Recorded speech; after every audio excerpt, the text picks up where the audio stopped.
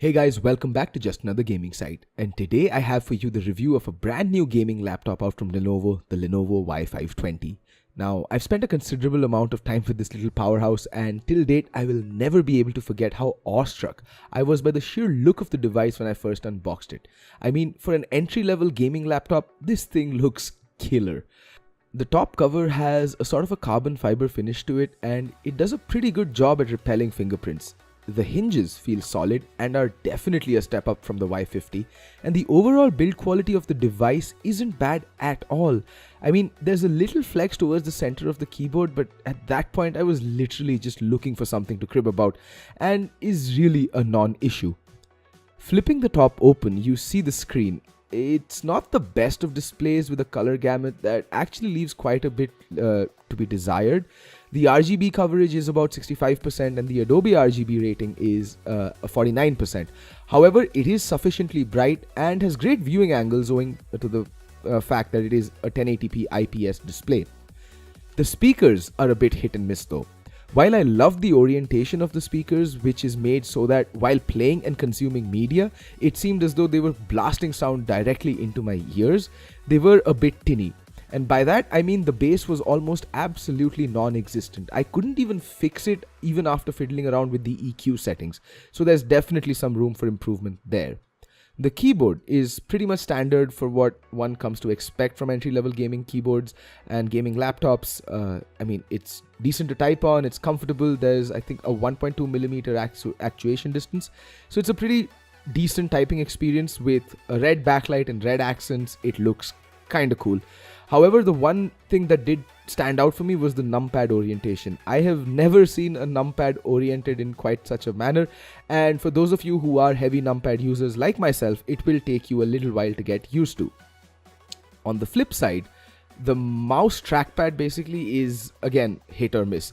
While the trackpad in and of itself feels smooth as glass, but it is a plastic coating, some kind of coating material, I'm not really sure what, and is pretty good with gestures and tracking and all that good stuff. The buttons are absolutely horrible. They're mushy, they're not clicky, and they have this weird hinge towards the middle, so you have to press right at the edge for the click to register. So more than once I found myself reaching for my mouse even while just casually scrolling or surfing the web, which in and of itself is a pretty bad indicator towards how horrible an experience the entire trackpad mouse feature was for myself. The port selection, on the other hand, is a whole different story. It's pretty robust. There's an HDMI port, an SD card reader, a couple of USB 3 ports, a USB 2 port, an audio jack, and a USB-C port. No Thunderbolt port here, but at this price point, it's rather ludicrous to expect a Thunderbolt port to be included in the laptop. The battery life, though, pretty bad. It has a 45 watt-hour cell, so right off the bat, it's a pretty underpowered battery. I got around 50 minutes of life from the battery while gaming and just over 3.5 hours on casual use. So not the best battery out there, hands down, and I hope future iterations of the laptop see a bigger battery being placed, or at least the option to upgrade the battery for those willing to shell out maybe a few extra bucks. I mean, it's totally worth it to have a bigger battery on a laptop. Well, now that all the physical aspects are out of the way, let's sink our teeth into the game performance. Packing a 1050 Ti, there is ample horsepower here to play with, so I'm really expecting this entry-level gaming laptop to actually spit out some decent numbers. So let's jump right into the benchmarks and see how this bad boy performs in games. Jack it up.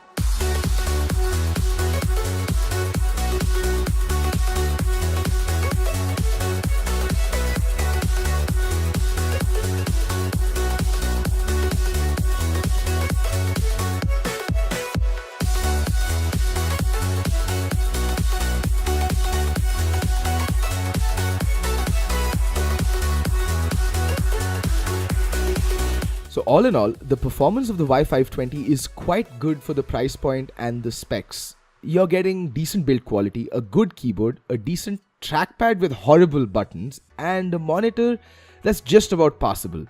And all this you can have for a little over 90,000 for the base model, which features, I think, an i5 processor, 7th generation Intel, and a little upwards of a lakh for the i7 variant. The gaming performance on both these variants ought to be negligible. However, the difference in processors you will start to notice once you move into more computational heavy features or more CPU intensive applications. For editing, this is a pretty decent machine, for light editing that is. However, I would suggest you swap out the monitor and just basically attach an external monitor with a better color gamut. Frankly, I have never been one to advocate gaming laptops. However, now that I have been using one for the past so many days, I can see why these devices have carved out such a niche market for themselves. I mean, if you're a person whose job keeps you on the road for a prolonged period of time and you enjoy some quality gaming on the go, then definitely go for the Lenovo Y520. It is a huge step up from the Y50, and I think given the competition in this price bracket, this is probably the most value for money gaming laptop that you can purchase. Well, that's all for this video, folks. I hope you guys enjoyed it. If you did, do hit that like button and remember to subscribe for more awesome gaming tech content and, well, regular live stream. This has been Archishman from Just Another Gaming Site, signing off.